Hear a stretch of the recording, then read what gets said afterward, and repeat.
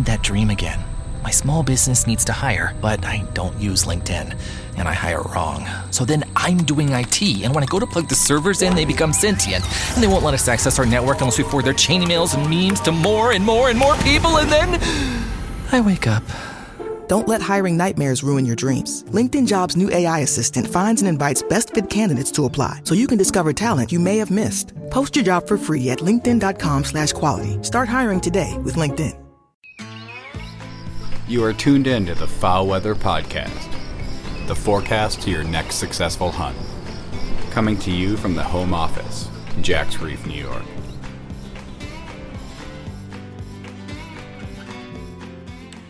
We are in the darkest days of the year. You know it, the ducks sense it, but with the recent warm-up, we keep hearing about reverse migration. We dissect the term migration and debunk the idea that reverse migration is anything but a misused term. The warm-up last week produced ducks for some, but those ducks were not reversing their migration. What makes ducks move after the cold, and is it really quote-unquote migration? Find out today, that and your migration forecast all this week on the FowlWeather Podcast. A quick reminder to rate, follow, like, and share the FowlWeather Podcast to get all the latest updates on our exclusive duck migration forecast each Monday morning throughout season, plus all of our informative content throughout the year. Be the guy with the real information at the coffee shop and duck blinds about the ducks and where the ducks are at. I appreciate y'all being here very, very much. We thank our every week listeners. You know who you are. Those that never miss a single migration forecast episode each Monday morning. Y'all are as ate up as me about ducks, duck biology, and duck migration. You know where the ducks are at before the ducks know where they're at. Our dedicated weekly listeners can pick the best days to hunt because the FowlWeather Podcast forecasts fresh ducks hot from the north. Shoot the ducks from the north before they know where they're at. I'm your host, DrMike, coming to you from the home office in Jack's Reef. Wow, most of us felt it. I hope our friends across duck country made it through those high winds as that warm front attacked that cold and snow and moved across all 4 flyways this week. We felt it on Friday as I was in the barn cutting up another deer. Great deer season, bad duck season for us. It dawned on me the other day that it's the first time I've actually killed a deer with a bow, rifle, and muzzleloader in the same season. But it almost didn't happen. On the last day of our late muzzleloader season, I had my choice of a stand that I had a reasonable buck on camera that morning or the field stand that I had been hunting on the opposite side of the property. I went with the field stand. Actually, my wife talked me into it, saying that every night you're seeing deer in that field, so stick with it.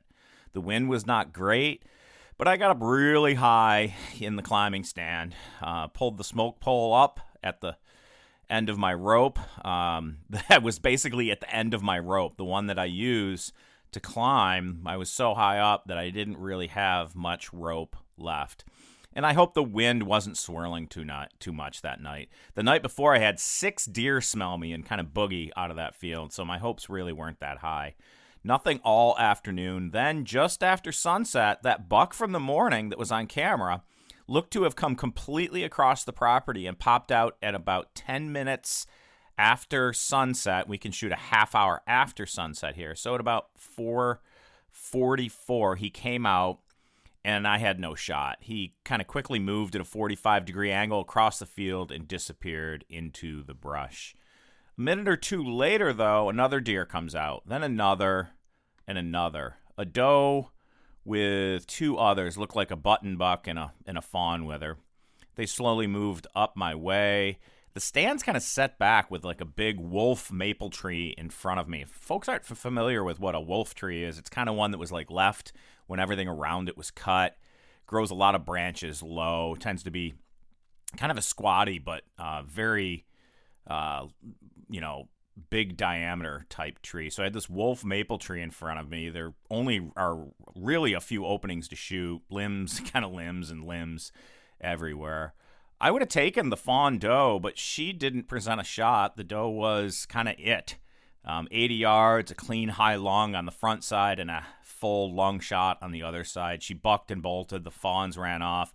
The buck was still there in the brush. He bounded and jumped right over the dead, thrashing doe in the snow. It was a great cap to a wonderful deer season, given our dry conditions and tough duck hunting here locally near Jack's Reef. I went back to the truck to get the jet sled and kind of a bigger flashlight. Coyotes howled in the distance as the light waned, but the nearby marshes were silent, cold, and frozen, a place we usually hear plenty of Canada geese and mallards, but this year, frozen. The trudge through the snow was classic New York at this time of year, and I forgot about all the other worries that life brings, the work, the daily tasks. It was carnivore time, and we smile at these times, satisfaction deep-rooted in that visceral instinct to interact with our environment so that we can eat and survive. Hey, we kill to live, folks, no doubt about that. I turned my light off about halfway out, peeled down to my last thermal shirt, sweating like a kid playing in the snow. I simply listened to my boots hit the snow, my heart beat, the wind as it worked through the trees. I was thankful for that deer, remorseful as always for taking a life, but always grounded in the knowledge that to kill is natural and is life. The squirrel eats the acorn, the rabbit eats the clover, the turkey eats the bugs, the ducks eat the tubers, the deer eats the spring tree shoots, and the human eats all of these. And so we are part of that great circle of life and death on this planet, as we always have been. Are we above others that do not see, hunt, kill, prepare, and eat our food? Heck yeah, we are. Simply yes, but we do not flaunt it. The life and death in the marshes, woods, and fields of our lives that we witness, and our own life and death in the marshes, woods, and fields of our lives, it's our own. Those that understand, understand. We also work to inform those that do not understand. Life is fragile, more than we are told, and more than we most often tell and wish to admit. But tell your story, carnivore, killer. For the love of all that you are, tell your story. This week we cover reverse migration. Should be a good one, so please stick with me. The Farmland Group is your one-stop shop for real estate brokerage, consulting, management, lending, and appraisal across Arkansas, Mississippi, Missouri, Louisiana, Georgia, Tennessee, and growing. Contact them today at farmlg.com. Hey, I'm telling you, do not hesitate because these folks are busy buying, selling, and providing consulting and management strategies that build value into your portfolio on your land. So get in the queue today. Get on their radar. Get on their books. Man, y'all won't be disappointed. Contact the Farmland Group today at farmlg.com. That's farmlg.com. So with the recent warm-up and some folks doing well on the thaw, even with a south wind, we got a lot of questions this week about so-called reverse migration. And this is going to be an unpopular comment, but a technically correct comment at that. Reverse migration is not a thing. We repeat, reverse migration is not a thing. First, we have to dissect the term and then look into the available information, and then we probably have to come up with a term that is technically correct. Bird migration is defined as seasonal movements between breeding and wintering locations that happens twice per year. From your earlier listening of the FowlWeather Podcast, you know that there are flexible and fixed migrants, and that most waterfowl are flexible during their southward migration. That is, they use environmental cues to determine when best to migrate to exploit the best resources closest to their breeding ground. They don't go any farther south than necessary to survive winter. An example of a fixed migrant is a blue-winged teal that basically goes south at the same time each year. We've tested these, and weather models are always better at predicting duck migration than photoperiod alone, except in blue-winged teal, by which photoperiod best explains timing and intensity of migration. Okay, so that is the way south, the fall migration into winter. On the way back, ducks are still flexible, but they typically work all the way to the snow and freeze line That is, they push as far north as possible, as early as possible in spring when day length is increasingly substantial each day. Right now, we are just starting to gain daylight, but you wouldn't have known it because it is incremental each day, as opposed to March to May when day length is increasing much more each day, and photoreceptors in birds' eyes cause the release of hormones that trigger migration. Because the margin of error in the spring is much less than in the fall and winter, they need to get to the nesting grounds at just the right time. The photoperiod effect in the spring migration is much stronger, and often birds are held up by the snow and ice line for weeks. So if in fact ducks were reversing their migration, that is switching from fall migration to spring migration, then they would push all the way to the snow and ice line, which they do not. When the holidays start to feel a bit repetitive, reach for a Sprite Winter Spiced Cranberry and put your twist on tradition. A bold cranberry and winter spice flavor fusion, Sprite Winter Spiced Cranberry is a refreshing way to shake things up this sipping season. And only for a limited time. Sprite. Obey your thirst. Oh, Hilton stay, your beds are soft and cozy. No lumpy couch, no stiff futon, no shower line at crack of dawn. Oh, Hilton stay, a holiday you're saving. When you want holiday comfort you can count on, it matters where you stay. This season, enjoy spacious, comfortable rooms and friendly service when you book with Hilton instead. Hilton for the stay. What you are witnessing is a regional distribution, a regional redistribution, and it happens all over the place as ducks search for food and refuge. Okay, so Dr. Mike, if reverse migration is not a thing, then what does the literature have to say? Actually, not much at all for ducks, because it's not a thing. Okay, well, it is a thing, but here is how it is defined. When songbirds fly off the coast of Nova Scotia, Canada, into the Atlantic Ocean as they're going to jump off on their southward migration, headed for the Caribbean and Florida, and hit a strong headwind, they can temporarily reverse their migration and go back to land. But the term is rarely used when describing duck migration. Frank Belrose and Robert Crompton in 1970 in the Illinois Natural History Survey Bulletin once used the term to note that some ducks that overshot their migration destination on a cloudy night might return. But here's the deal. Here's an excerpt from that study that was citing this work, and it goes as follows. Here's the heading. Redetermined migration after overshooting. What a term. Redetermined migration after overshooting. Band returns show that many individual birds, both passerine and non-passerine, or songbirds and non-songbirds, return to specific wintering areas each year. Belrose and Crompton, 1970, page 182, found that many ducks moved north in autumn and suggested that most of these ducks had overshot their home lake, quote-unquote home lake, during a southward flight on previously cloudy nights. But as you note, the term reverse migration was not used because it is technically incorrect, because migration is the seasonal movement between breeding and wintering areas that happens twice each year, right? And these regional redistributions are not the start of spring migration. So no one has really done a good job of defining what it means to regionally redistribute after weather has pushed you south. You certainly cannot use the term migration in the definition because it does not fit the definition of migration. Even the folks that wrote this article struggled calling it redetermined migration. Like it migrated, but then pretty quickly redetermined while still in flight where it should have migrated to.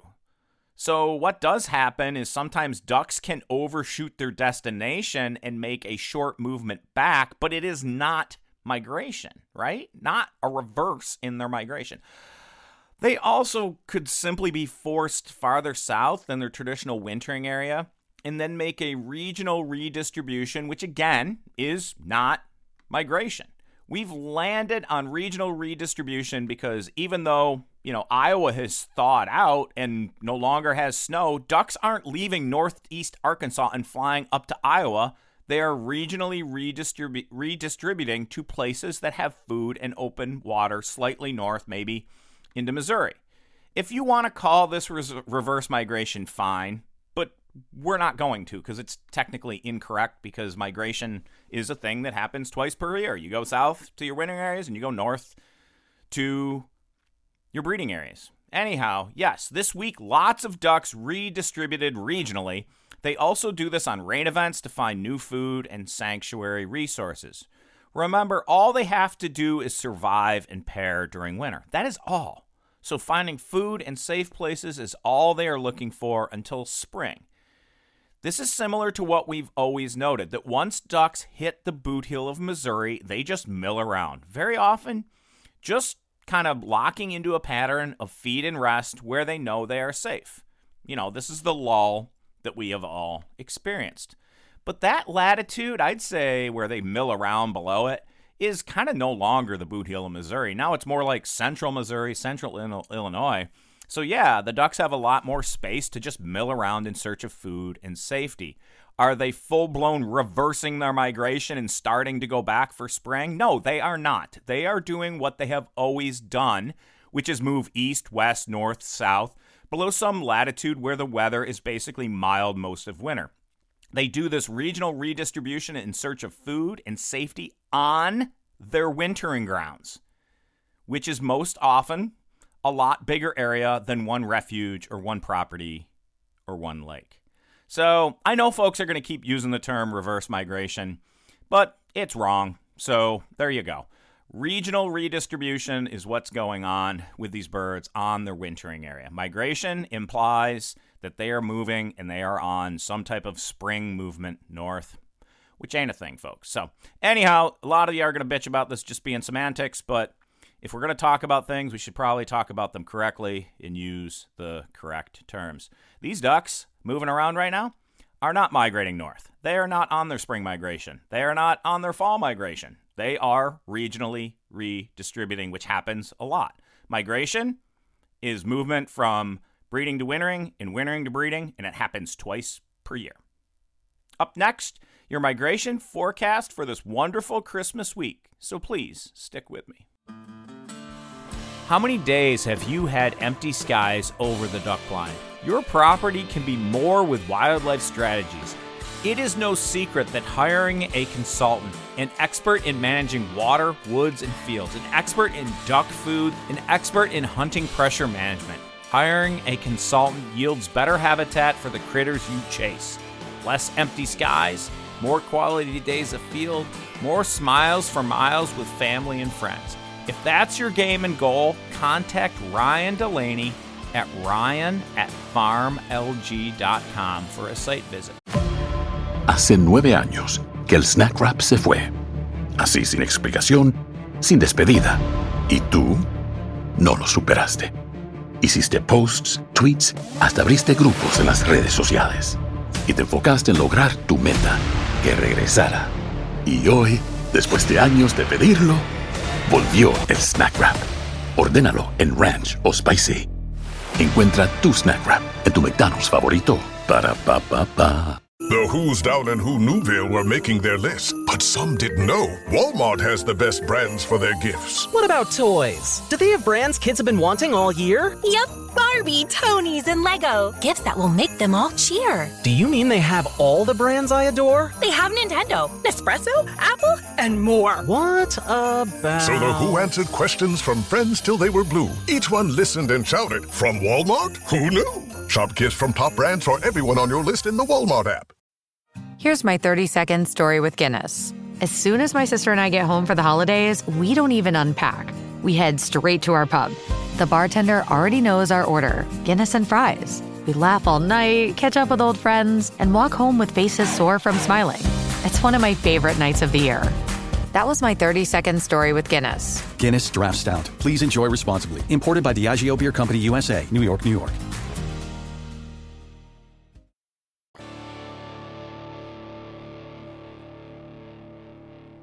my friends across duck country, don't forget to visit shotsweeper.com, all one word, shotsweeper.com, to get your non-toxic shot magnet. Make the next bite safer, stay out of the dentist chair, save your meat grinder. This great invention detects non-toxic shot in meat. Get yours today at shotsweeper.com, and if you missed last week's episode with inventor Walt Rhodes, we suggest you check it out. Use code FOWLWEATHER and midseason at checkout to get 2 10% off deals through the first of the year. Yeah, 20% off your Shot Sweeper purchase. But at the beginning of January, they go back to full price. So don't delay. Get your Shot Sweeper today. And on to our duck migration forecast. The polar vortex has reorganized, holding cold at the North Pole. I guess Santa needed snow to launch his sleigh. We are under La Nina conditions, and the warmth is predicted to continue through the rest of December 2025. You heard me, and the bad news, or worse, is that our early prediction of a warm January appears to be coming true as well. As the weather picture for the rest of duck season becomes more clear, we see a strong signal for a warmer than normal January for just about everybody in the country other than Alaska, which doesn't really matter right now for duck migration anyway. We also see no indication of wet weather ramping up in the south anytime soon. So warm and dry, just like a La Nina would predict for the southeast U.S., but also just warm for the contiguous U.S. for the rest of duck season. Ugh. Don't blame me, kids. We just report. We don't control the weather. Yeah, no, I'm joking. But yeah, this La Nina thing is in full swing with the southeast U.S. looking warm and dry right over to New Mexico. I know folks wouldn't call that the southeast, obviously, but in a swath from the southeast right over to New Mexico. A few small systems move this week through the upper Midwest and over to the northeast U.S., but nothing greater than a 1/4 inch to a 1/2 inch of rain or snow water equivalent. Snow water equivalent is like what it would produce as far as water if that snow that fell melted. So not a lot going on. The West is going to remain insane with water, with places in California, atmospheric river, potentially getting 5 to 7 inches of rain between now, Monday, and Friday. Wow. So hang in there, folks. Hope everybody's safe. Definitely duck habitat in the West right now, maybe a little too much for many. So overall, I'd pick through the flyways this week, but we are not predicting much of a migration at all this week. It is going to be a kind of what you got is what you got week. Last week during the thaw, the regional redistribution of ducks made for some fast and furious shooting on those wind days. But this week, south and mostly light winds make it kind of tough overall. Not a lot of precipitation either where ducks would reshuffle. If you have the opportunity to flood new areas, right now might be the time to do it on one of those wind days, and maybe even late in the week when the wind shifts to the north for a little bit. In the upper portions of the central flyway today and into Wednesday, there is a wind event that will likely make ducks reshuffle and move locally. And then late in the week in the lower portions of the Mississippi flyway, watch for kind of what I call duck-killing winds on Thursday and Friday. Man, remember your secret spots and try to baby them this week with mild temperatures and ducks not having to move much at all. But also keep an eye on next Sunday, that is the Sunday coming up in this forecast, with a shift of winds to the north and gusting to 30 miles per hour in the central and Mississippi flyways up, and then over into the Great Lakes region. Again, another wind event. So we're going to blow some ice open. Ducks are going to reshuffle. As always, be smart and safe when hunting in windy conditions. Lake Ontario last week had 25-foot waves. You don't want to be caught in that, right? That said, the wind might be kind of what we have to hunt the rest of the season, right? Things to make birds move locally. But if there is any forecasted movement of ducks farther south than where they're at right now, the FowlWeather Podcast is going to be here to provide that forecast about duck migration before it happens. Remember, We are not a duck report. We are a duck forecast, the only science-based duck migration forecast available. My friends across duck country, Merry Christmas. Thanks for listening, and as always, may your skies be filled and shoot straight, my friends.